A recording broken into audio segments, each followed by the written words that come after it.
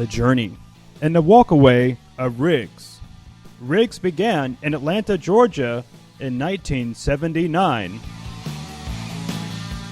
We were trying to come up with a name, and I said, I think we should call it RIGGS, because that way Jerry's going to be up front. He's the main guy. All the pressure will be on him.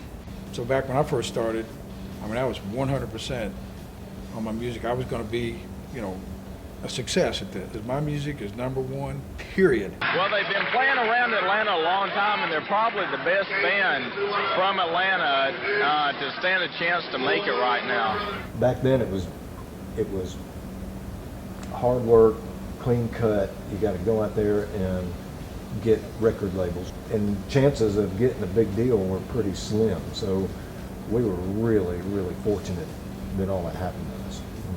It was very exciting, and we opened up for a lot of bands around here. Oh, just tons of bands. AC/DC, the Babies, Judas Priest, UFO. And they got to do a lot. They got to feel and taste it, success. Those are kind of like little highlight things that you kind of dream about as a kid, C.W. Shaw's, a club in Atlanta, Georgia, is where RIGGS got their stardom.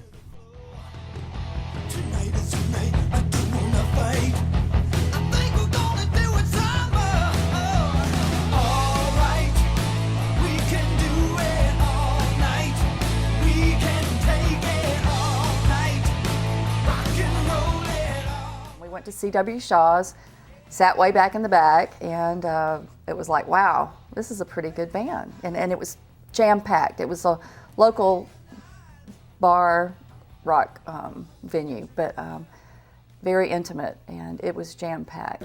Irving Azoff, he came to C.W. Shaw's to hear us play, and then he said, you guys want to do the heavy metal soundtrack thing, and it's, and probably if not for C.W. Shaw's type place, we wouldn't have been discovered.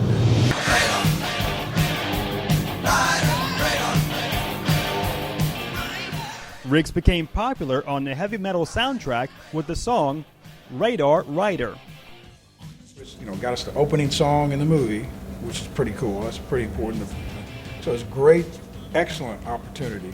That's more famous for us than our album. At the Atlanta premiere of Heavy Metal, it was very exciting, and to sit there, and I believe that RIGGS had the opening song, and it was just, a grin from ear to ear. Very exciting. It's everything you can imagine it would be. It was just like, I can't believe we're doing this. That was the most exciting thing, because that was, and forever and ever, their name is always going to be on that album.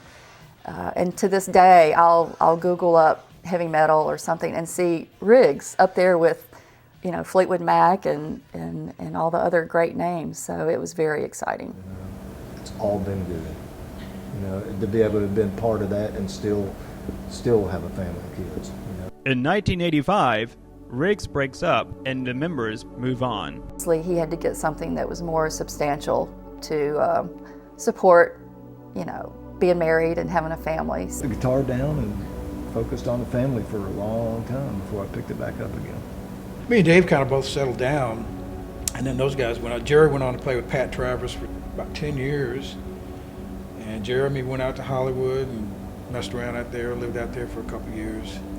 So that was, everything was just a growing up thing, and that's what's tough about this. That's when they say there's, overnight successes and all that. There's no such thing as that. People work their butts off, go through all those sacrifices, all those years. We were working for the manager.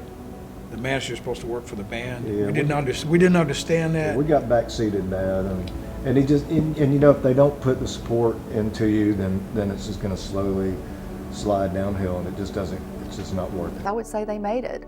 They could have gone further. It would have been nice to see them go further. I think they could have, but it just didn't happen. The journey, being together, flying to Hollywood, traveling with Rush, all those kind of things, all the things in between there. The journey I wouldn't trade. I've had people come up to me and go, yeah, but you didn't make it. You wasted all that time. I wouldn't take $1 million for that time. I know,